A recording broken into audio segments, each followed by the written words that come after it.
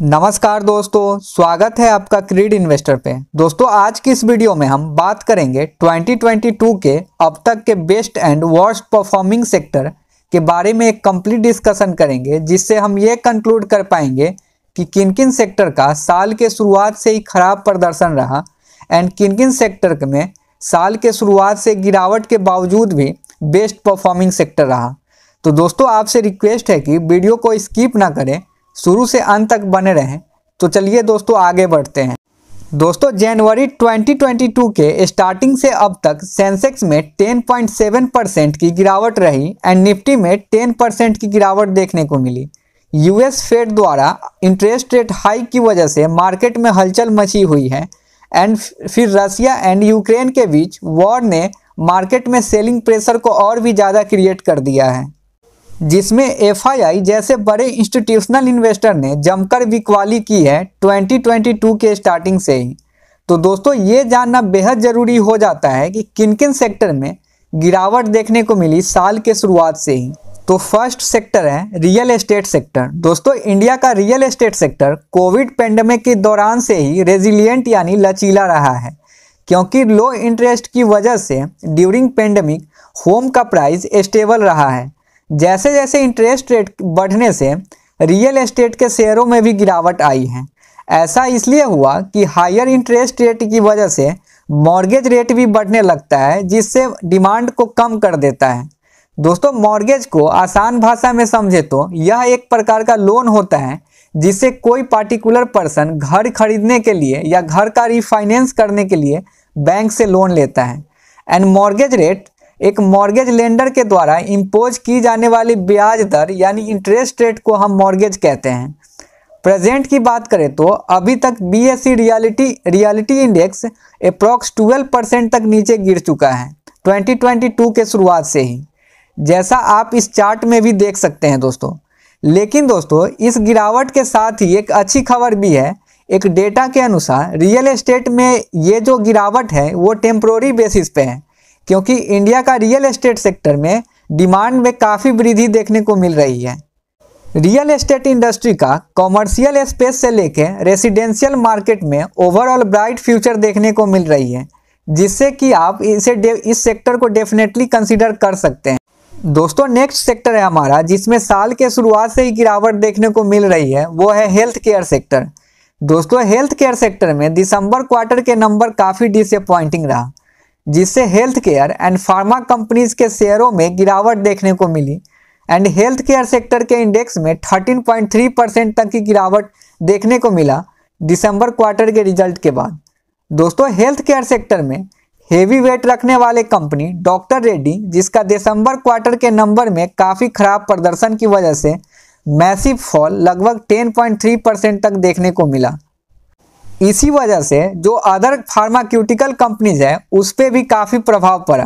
दोस्तों ऐसा इसलिए होता है कि अगर कोई सेक्टर में हेवी वेट अपना मार्केट पोजीशन रखने वाला कंपनी के अंदर अगर गिरावट आती है तो उसके साथ ही साथ पार्टिकुलर सेक्टर और शेयरों में गहरा प्रभाव पड़ता है। लेकिन दोस्तों इन तमाम चीज़ों के बावजूद एक गुड न्यूज़ भी है कि इन दिनों रसिया यूक्रेन क्राइसिस को कंसीडर करें तो इंडियन फार्माक्यूटिकल इंडस्ट्री इन दो देशों में मेजॉरिटी ऑफ प्रोडक्ट्स एक्सपोर्ट करता है।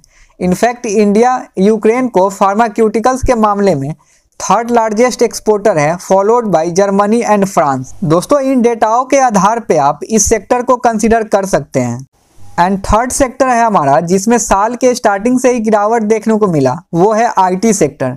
दोस्तों ये वो सेक्टर है जो 2021 में एफआईआई की बिकवाली से अधिक प्रभावित हुआ एंड इस साल बीएसई आईटी इंडेक्स करीब 11.8% नीचे गिर चुका है।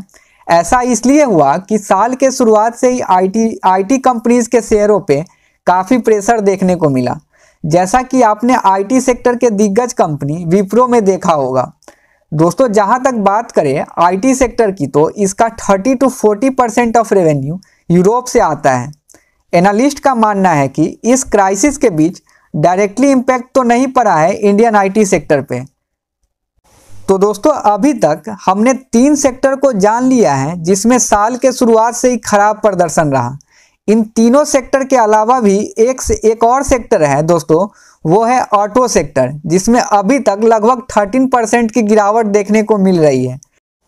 इन गिरावट को देखते हुए ऑटो सेक्टर में फ्यूचर पर्सपेक्टिव से शॉर्ट टर्म के लिए global finance services firm JP Morgan ने ये दिए गए कुछ स्टॉक्स को शॉर्ट टर्म के टारगेट दिए हैं। तो दोस्तों अब हम उन सेक्टर्स को भी देख लेते हैं जिन्होंने इतने बैक टू बैक बिकवाली के बावजूद भी बेस्ट परफॉर्मिंग सेक्टर रहा ईयर 2022 के स्टार्टिंग से अब तक। पहला है मेटल सेक्टर। दोस्तों प्रेजेंट क्राइसिस के दौरान रसिया पे लगे सैंक्शन की वजह से मल्टीपल कमोडिटीज की प्राइस अपने हायर लेवल पे पहुंच गया है। एंड दोस्तों एल्युमिनियम एंड निकल का प्राइस अब तक के ऑल टाइम हाई पे पहुंच चुका है। एक डेटा के अनुसार रसिया कमोडिटीज का पावर हाउस माना जाता है एंड साथ ही साथ नेट एक्सपोर्टर भी है, यानी दूसरे देश को सप्लाई भी करता है। रसिया 6% of world aluminium and 7% of world mind nickel को प्रोड्यूस करता है। लेकिन इसी बीच रसिया का यूक्रेन पे इन्वेट करने की वजह से कमोडिटीज़ का प्राइस में इजाफा देखने को मिला। ऐसा इसलिए हुआ कि अभी वॉर के कारण रसिया सप्लाई करेगा ही नहीं और डिमांड अदर्स कंट्री में उतना ही है, और डिमांड फुलफिल ना होने की वजह से कमोडिटीज़ का प्राइस काफ़ी उछाल मिला। वहीं बात करें बीएसई मेटल इंडेक्स की, तो साल के शुरुआत से ही 11.2% ऊपर में ट्रेड करते हुए देखने को मिला, और इस वजह से Tata Steel, Coal India and Hindalco जैसे कंपनियां के शेयर में काफ़ी उछाल देखने को मिला। दोस्तों इसके अलावा दो और सेक्टर है, पावर एंड यूटिलिटीज सेक्टर। दोस्तों यूटिलिटी का मतलब होता है एक ऐसा ऑर्गेनाइजेशन जो electricity, gas, water and sewerage जैसी चीज़ों को सप्लाई करता है ह्यूमन कम्युनिटीज़ को। साल के शुरुआत से ही BSE utilities index and BSE power index दोनों में 9% ऊपर की ओर ट्रेड करते हुए देखने को मिला, जिससे पावर जनरेशन एंड डिस्ट्रीब्यूशन से related companies Tata Power, Power Grid Corporation, JSW Energy and government on Natural Gas Corporation, GAIL India Limited के शेयरों में तेजी देखने को मिला। तो दोस्तों आज की इस वीडियो में इतना ही। दोस्तों हमने कोशिश की है कि चीज़ों को आसान भाषा में समझाने की। आशा है कि आपको अच्छा लगेगा, कुछ नया सीखने को मिलेगा।